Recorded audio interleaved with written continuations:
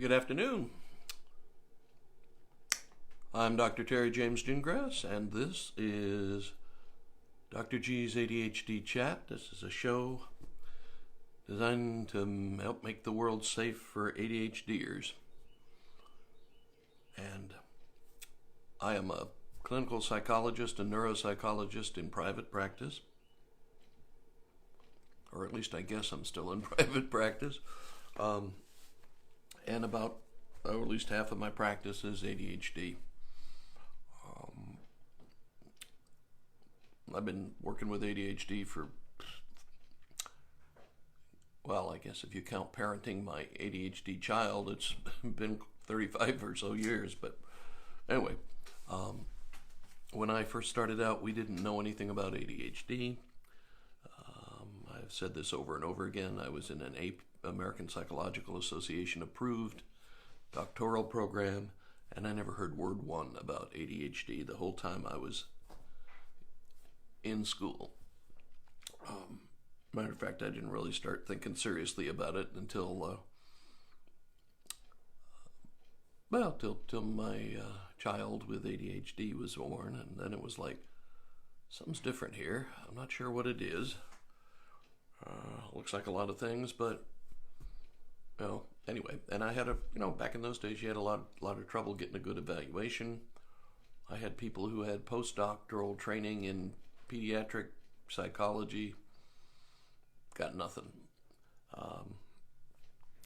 Basically, it was, maybe you'll grow out of it kind of thing. I was like, oh, yeah, right. Okay, so here we are, all of us in this somewhat unusual situation. I congratulate all of you. We've made our first month of forced confinement, or whatever they're calling it. And about now is when it starts getting to be a drag. It's getting to be serious. It's like, holy crap, is this going to go on forever? They're talking about 2 more months of this stuff? You got to be kidding me. And so I thought, I have a couple of postdocs. One of them is in neuropsychology, which, I do neuropsychology, which is about brains and is grandma demented? Did I cause myself an injury when I was in the car accident? So on and so forth. But I also have a postdoc in what's called behavioral medicine, which is the whole mind-body thing. And it is very, back when I was in my postdoc, it was sort of the cutting edge. Now it's sort of become so mainstream that anybody feels like they can click on their camera and teach all kinds of stuff about mind and body interacting and that sort of thing. But I suppose that's a good thing in the long run. But for this, right about now, you've had a month of it, and you're probably good and sick and tired of it, and maybe getting a little stressed out. I don't know. It depends. Some people have the double whammy of having to have their kids at home and having to work from home. Some just have the kids at home, which may or may not be an advantage, because it might mean you're not making any money now. Like my private practice, I'm in the midst of turning it into a telemedicine practice. That is where I basically do a lot of the same stuff, but I do it over the internet. It's a little bit trickier. It's not quite the same, but if you get one of the programs that allows you to video conference, it's awfully close. You can read a lot and the people you're working with and so on. So it's not that bad, but thought maybe, I don't know how many of these shows I'll do just based on the whole survival thing, but one of the main kind of things is, first of all, you have control over how you feel. Okay, a lot of people, I don't know why, but I have a hard time convincing people that that's actually true. You know, people kind of think that feelings sort of float through the air, and if one of the bad ones descends on you, that's too bad. Can't do anything about it. But I tell you, that's not true. You're generating your feelings continuously, mostly by what you're thinking in your head, you know, and what you're choosing to do, how you're choosing to live, kind of thing. But that has a whole big deal to do with whether you're feeling optimistic and enthusiastic or bummed out, depressed, anxious, bored, and the whole all that. You know, you can direct your thinking, direct your behavior. Those are the things in life you have control over. And the way you direct those determines your emotional response.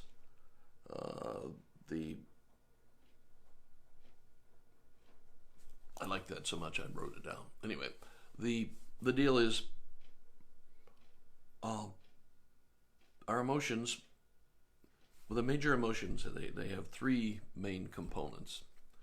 They have a cognitive component, and the cognitive component is the type of thinking that tends to be associated with a certain emotion. You know, like anxiety is associated with something terrible is going to happen. I don't know when it's going to happen. What did he say on TV last night? You know, is it going to get worse? You know,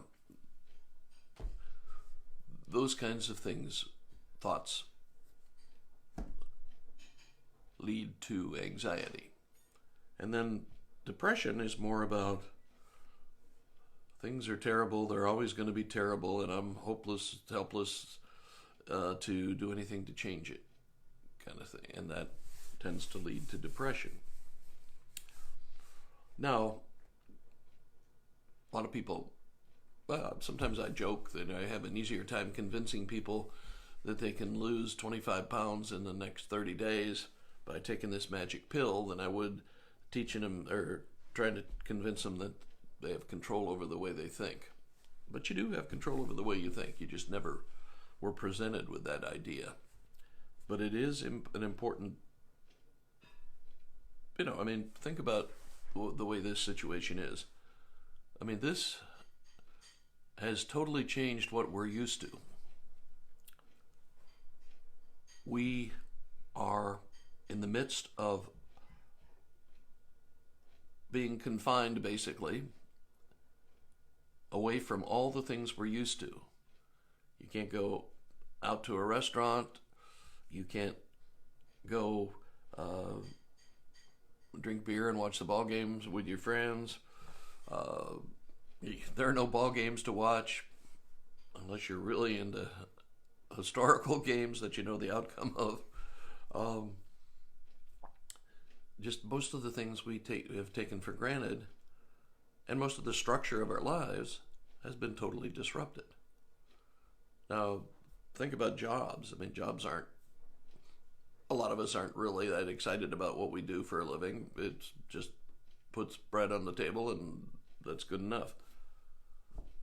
But jobs do a lot of things for us. The way we look at ourselves, our self-value, our self-evaluation is about what we do for a living. You know, I mean, you meet a new person, one of the first things you probably are going to ask, or they're going to ask you, is, what do you do? You know, are you a scientist, architect, mechanic, machinist? What do you do? You know, that's how we rank people. That's how we evaluate people. So it's a big part of your self-esteem, and that's why a lot of folks who are retiring have a lot of trouble, just because they don't have an identity anymore. They're no longer, you know, the vice president of such and such, or, you know, the newscaster or whatever. So you have that, and it also structures our time, you know, and we know in the world of ADHD that structure is really, really important. Okay? A lot of people, when I was I'm used to being in the Air Force, and a lot of times when I was in the Air Force, it was very noticeable that we had a lot of folks with ADHD. But because of the way the military is structured, I was in the Air Force, people are in a routine. They get instant feedback on the routine and how they're doing in it. They get instant feedback if they deviate from the routine. It's perfect. It's just, it just helps you compensate for all the things that you normally have some difficulties with. So jobs give us a routine, a structure, and an identity. And without those, a lot of us are floundering around a little bit. The big deal, I think, and if I was going to give you one kind of rule for surviving stressful situations, it would be a good animal. Be a good animal, okay? We know that what we're supposed to do to take care of our bodies, but we're kind of given mixed messages, and what the only message you really need are the messages that your body's given back to you. And when you're in a situation like this where you're cooped up, you're completely surrounded by cookies and candy or potato chips or whatever your favorite sin is, and you could just let yourself go. And, for a short period of time, that's probably not going to be a big deal. But what you need to survive long term and to feel good long term, okay, is you need enough sleep, you need a reasonably balanced diet, you need enough exercise, and you need to watch your consumption of recreational substances.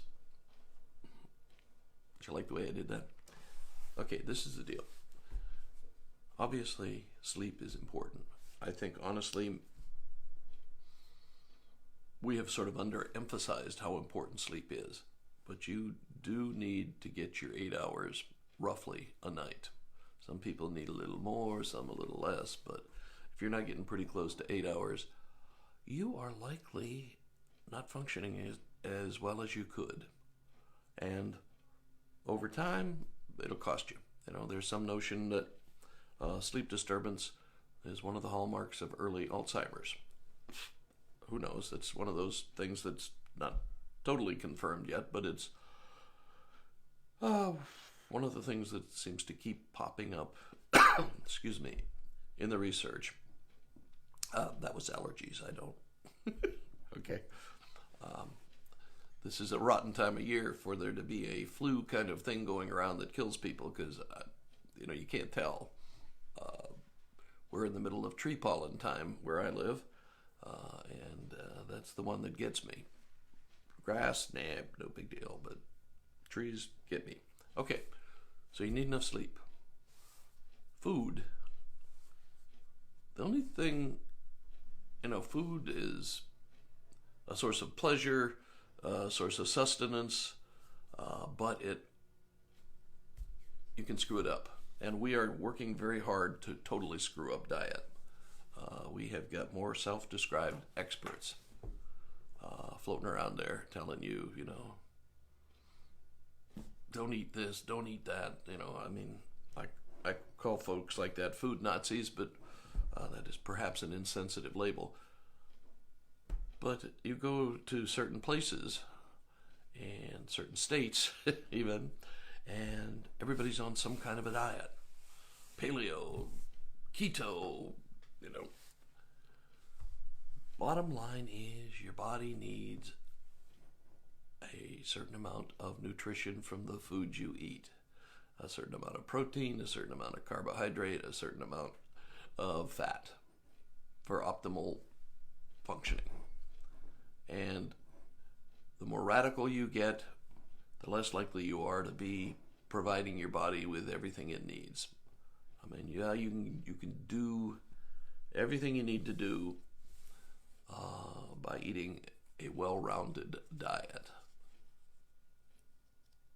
If you try to do one of those diets that cuts out a whole food group, there are consequences. Just do it at that. I'm not a registered dietitian. Thank God. I don't know how those people tell anybody what to do, because the research seems to be just constantly changing. You remember when eggs were bad for you? You remember when margarine was good for you and butter wasn't? You remember, I mean, it goes on and on. I am of the generation that basically, I don't think we made it to puberty before we were all on low cholesterol diets or being warned about our cholesterol. Now we're finding out that dietary cholesterol doesn't have a whole heck of a lot to do with blood cholesterol. Oh, all those French fries I didn't eat. Anyway, so diet is important. Getting good sleep, being on a reasonably well-balanced diet. Now, I've observed, this is a totally informal observation, that there are two kinds of people in the world. Those that are salt and fat extremists, and those that are sugar extremists. Meaning, if they're going to go off on a tangent, they're going to go for one type of food or another. You know, some people are all about the chips and the French fries and so on, and some people are all about the cookies and the cake and the pie and all that stuff. I am firmly in the sugar camp. I like my sugar. I love chocolate. All that sort of thing. So if I'm going to fall off the wagon, I'm going to fall off into a bowl of M&Ms or something. Whereas other people, they're going to eat a whole bag of potato chips or pretzels or something like that. Cheetos, Doritos, yes. But anyway, I don't know anything more about it than that there's some people who go one way, or some people that go to the other food group. Some people, I'm sure, do both. Thing you've got to notice, and this is where, mostly being a good animal, having a good lifestyle, is being sensitive to the way your body feels. Okay? Now, I know that if somebody gives me a bag of M&Ms, say, and I try to scarf down a bag of M&Ms, I'm going to pay for it later. Initially, I'm going to love the taste and the ooh, but then my blood sugar is going to whoop, and I'm going to be all sort of jittery and a little bit uncomfortable, and then about a half hour later, it's going to be metabolized out, and I'll be crashing, basically. I know this, and I know, so I don't do huge amounts of candy, or huge amounts of cookies, or huge amounts of cake. Cookies, I could go bananas on chocolate chip cookies or oatmeal raisin. I no doubt about it, but I choose not to, because I feel worse than I did before I started eating them. But you've got to pay attention to that, because that's the only real thing that really counts, is what's it feel like in your body, and if you're honest with yourself and not just distracted, eating a quart of ice cream while you stream videos, as we say nowadays, you're not going to notice. You're just going to feel like crap, and you're going to think, oh, I must be getting depressed or something. No, it's just the garbage in, garbage out, as they say in the computer world. If you put too much garbage into your body, you're going to get a bunch of garbagey feelings coming out. And that's all I'm saying. And you have to be sensitive, because we're not, we all have this illusion that our bodies are exactly the same and that sort of thing. Well, not true, okay?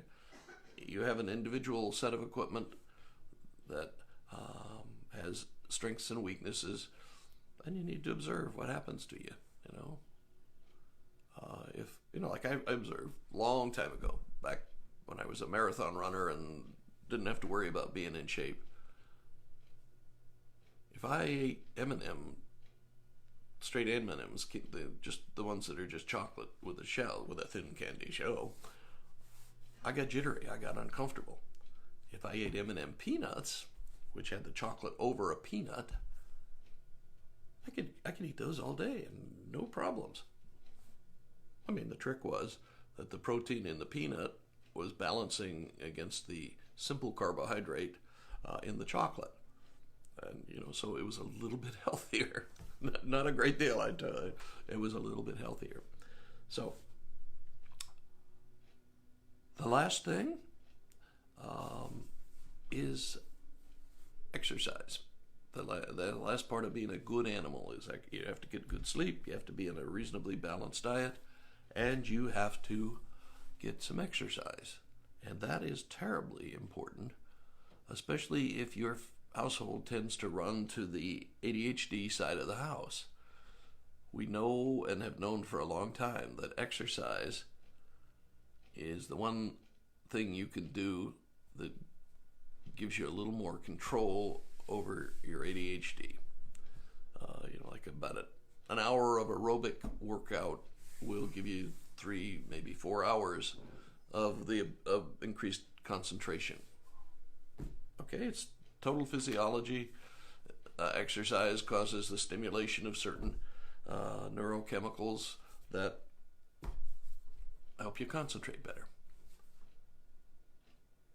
Matter of fact, when you think about it, exercise is kind of nature's natural psychoactive medication.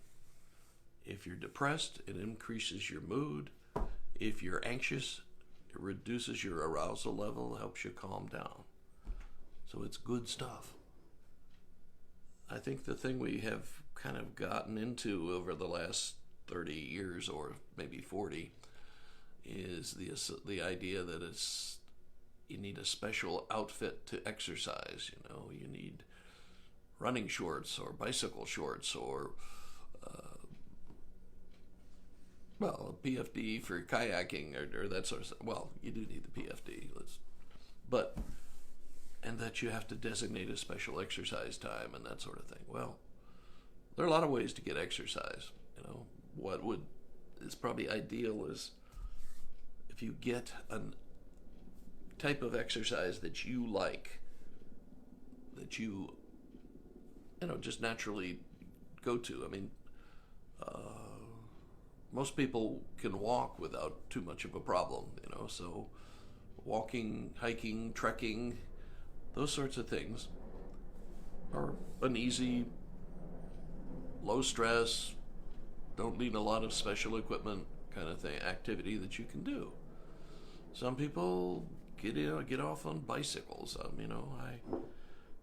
of course used to ride a bicycle when I was a kid. I rode a lot when I was living in England. It was just an easier, more convenient way of transporting yourself around, especially cities.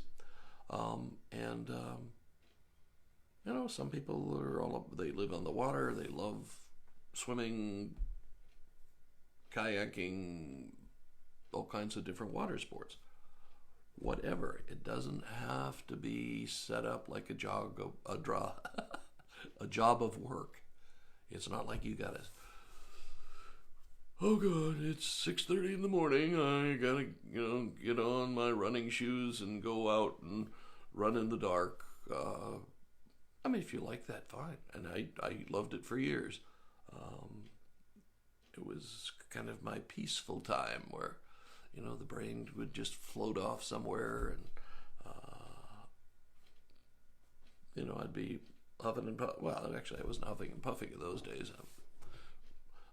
You could just, run along and let your thoughts flow and let your body do the work, and it was great. I loved it. I would still be doing it, except that there's some consequences to all that impact on your joints and as you get older, you start to have to pay the price. Anyway, so exercise. And exercise, you need to get some kind of aerobic exercise. Aerobic exercise is when you huff and puff a little bit. And that can be from walking, bike riding, swimming, paddling, whatever you like to do. And you can certainly take everybody out to take a walk around the neighborhood, or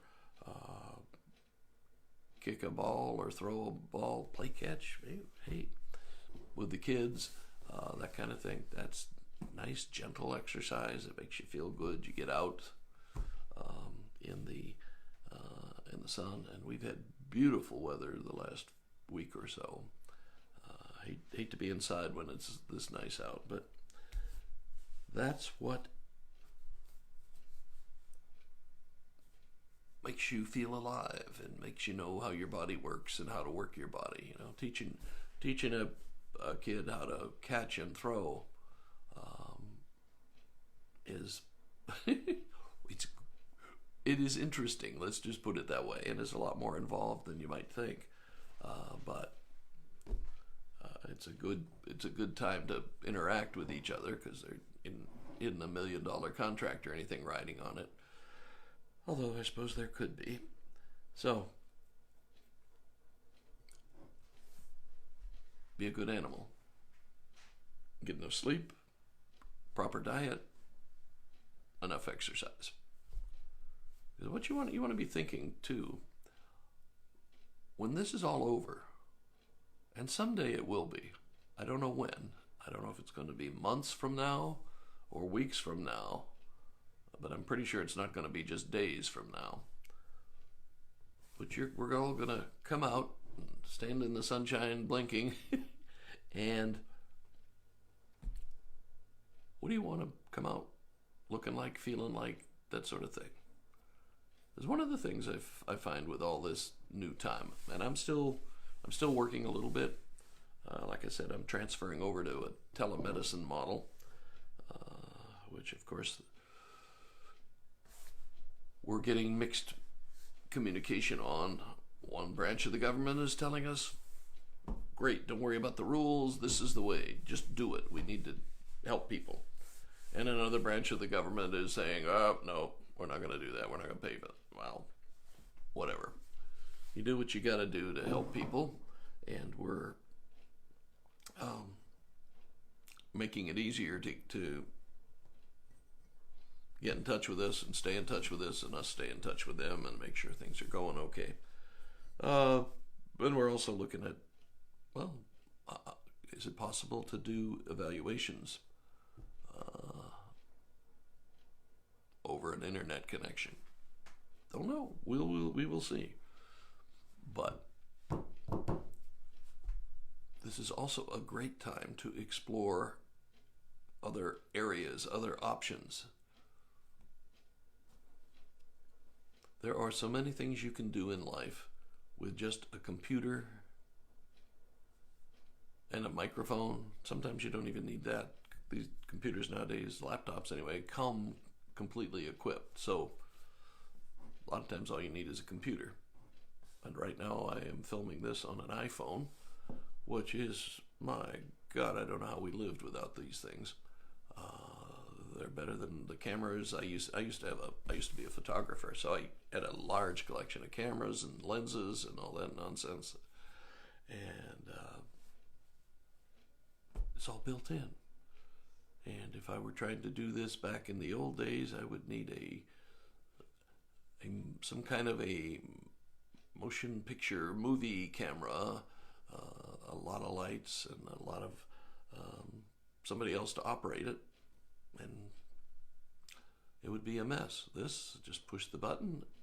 I got a little stand that holds the iPhone at the proper level. Got a little light on top of that if I need to fill in shadows or something. Oh, got a microphone attached, and that's all I got to do. That's why I like it so much. Just push the button and I'm on. So anyway, you can learn something new you might even learn something that'll help you get a different kind of employment or a different income stream in your life, however you want to look at that. But think about it. You're either going to come out of this 30 pounds overweight and depressed, or you're going to come out and you're going to be in reasonably good physical condition and reasonably good emotional condition. But it starts now. Actually, it started a month ago, but right now it's starting to get serious. So you need to take care of yourself, and the best way is just to think about being a good animal. You know? And you want to take care of yourself because that's the best way to a satisfying life. You know, these people who live to be over 100 didn't do it because they were eating Reese's peanut butter cups every day. Oh God, do I love those. But they weren't, they did enough of the good stuff, but they're running and jumping right still. And it's the age of demise, if you will, is getting further and further away. When I was a kid, I don't think there were any people I knew of or had ever heard of who were 100 years old. Now we get that all the time. And I'll let you in a little secret. My mother's 98. It's like, whoa. So, anyway, so that's me for this week. Be a good animal. That's the best way to take care of yourself long term. And that's the best way to survive this temporary inconvenience. And it's also the best thing for your ADHD child, or it's the best thing for your ADHD. If you take care of that, there are a few other things you need to do, but if you take care of the physical animal, you are miles ahead of the game. And we'll talk a little, I think we'll make this a little bit of a series. So we'll talk about this again, but there's a whole bunch else that we can add to it. Okay, so catch you next time. I'm Dr. Terry James Gingras. This is Dr. G's ADHD Chat. We're trying to make the world safe for ADHD, because remember, your ADHDers, you ADHDers out there, if there are some of you watching, are outside the box thinkers. That's your edge, that's your advantage. And that's why the rest of society needs some of you folks around, because the big changes in life, the big changes are not based on people who are compliant inside the box, in the cubicle kind of thinkers. We need outside the box thinkers. They see new possibilities. They see new elements. So we need to encourage them, and we need to make the world safe for them. Okay, catch you next time.